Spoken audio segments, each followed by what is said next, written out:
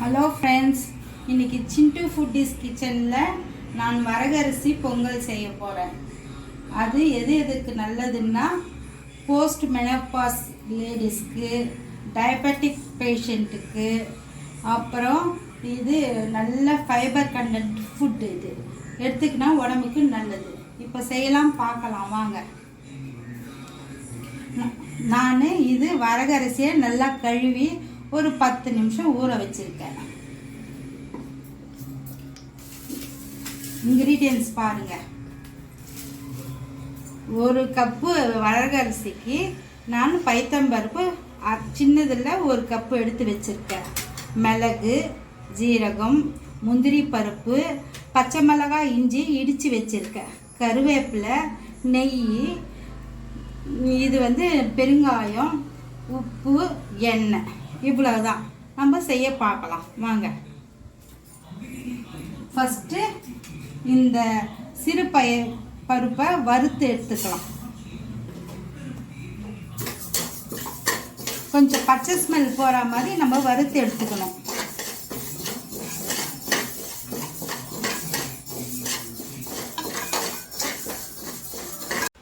பாருங்கள் ஃப்ரெண்ட்ஸ், நான் நல்லா 2 மினிட்ஸ் வறுத்துட்டு நல்லா கழுவி எடுத்து வச்சுருக்கேன்.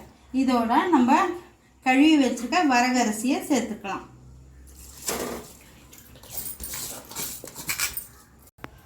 கலந்து விட்டுட்டு 3/4 தண்ணி அது அளவாக வச்சுட்டு நம்ம ஒரு 5 இல்லை 6 விசில் விடலாம். மலர்ந்து வரும். அதுக்கப்புறம் தாளிக்க பார்க்கலாம். இப்போ நான் தண்ணி விடுறேன் பாருங்கள். சுடு தண்ணி போட்டால் நல்லபடியாக வரும். 2 3 3/4 பாருங்க. இப்போ நல்லா கலந்து விட்டு நம்ம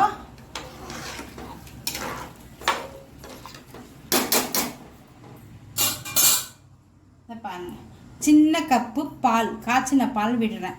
இதோட டேஸ்ட்டு நல்லா கூடுதலாக இருக்கும். இது ஒரு சின்ன டிப்ஸு. எப்போ எந்த பொங்கல் செஞ்சாலும் கொஞ்சம் பால் சேர்த்தோம்னா அதோட டேஸ்ட்டே தனியாக இருக்கும்.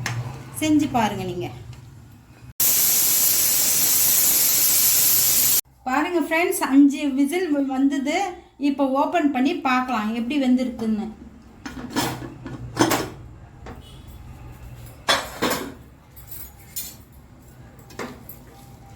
பாருங்கள் எப்படி குழைவா ஜாம் மாதிரி வந்திருக்கு பார்த்தீங்களா.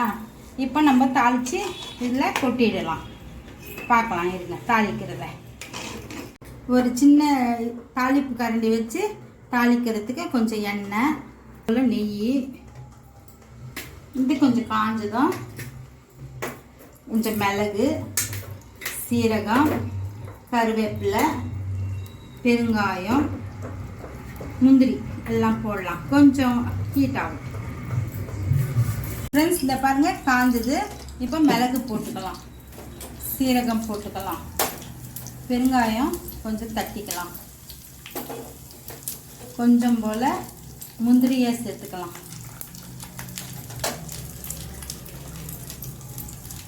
பச்சை கருவேப்பிலை போட்டால் நல்லா ஸ்மெல்லாக இருக்கும். நல்லா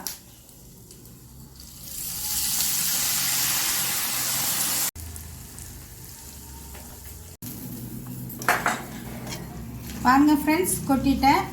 இப்போ நல்லபடியாக கலரி விட்டுறேன் பாருங்க.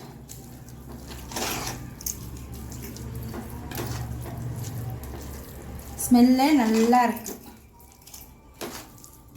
இது காலையில் டிஃபனாகவும் எடுத்துக்கலாம், நைட் டின்னருக்கும் எடுத்துக்கலாம். கொஞ்சம் சாப்பிட்டா கூட ஃபுல்ஃபில்லாக இருக்கும். நல்ல ஹெல்தி ஃபுட்டு.